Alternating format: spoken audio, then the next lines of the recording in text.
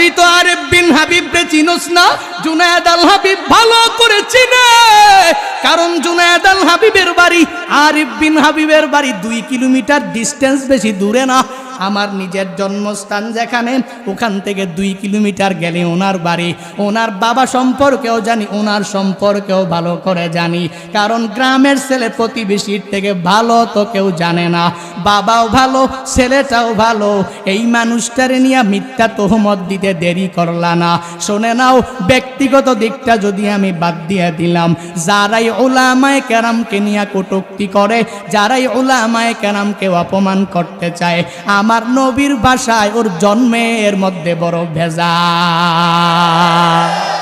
এই লোক মনে করে এই দুনিয়াতে আমি বড় চালাক, কিন্তু নবী আমার বলেন না না, তুই তো চালাক হতে পারো না।